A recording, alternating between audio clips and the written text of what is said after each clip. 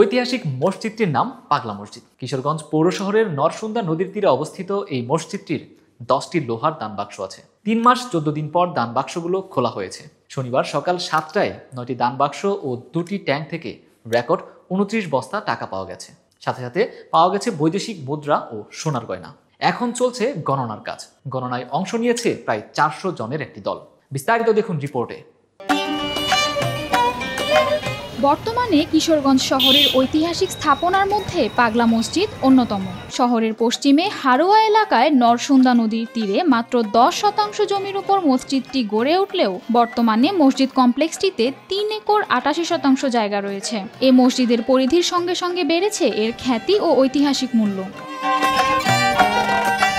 কিশোরগঞ্জের জেলা প্রশাসক ও পাগলা মসজিদ কমিটির সভাপতি ফৌজিয়া খান এসব তথ্য নিশ্চিত করে বলেন, এবার আমরা 3 মাস 14 দিন পর দান বাক্স খুলেছি। এবার রেকর্ড 29 বস্তা টাকা পাওয়া যায়। ব্যাংক কর্মকর্তা ও মাদ্রাসার ছাত্ররা টাকা গণনার কাজ করছেন।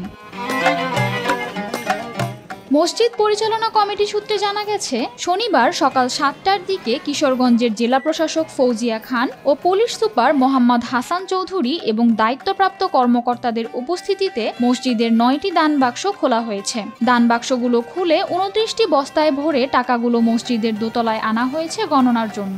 এখন চলছে টাকা গণনার কাজ। জনশ্রুতি আছে, এক সময় এক আধ্যাত্মিক পাগল সাধকের বাস ছিল কিশোরগঞ্জ পৌর শহরের হারোয়া ও রাখুয়াইর এলাকার মাঝ দিয়ে প্রবাহিত নরসুন্দা নদের মধ্যবর্তী স্থানে জেগে ওঠা উঁচু টিলাকৃতির স্থানটিতে। মুসলিম হিন্দু নির্বিশেষে সব ধর্মের লোকজনের যাতায়াত ছিল ওই সাধকের আস্তানায়। পাগল সাধকের দেহাবসানের পর তার উপাসনালয়টিকে কামেল পাগল পীরের মসজিদ হিসেবে ব্যবহার শুরু করেন এলাকাবাসী।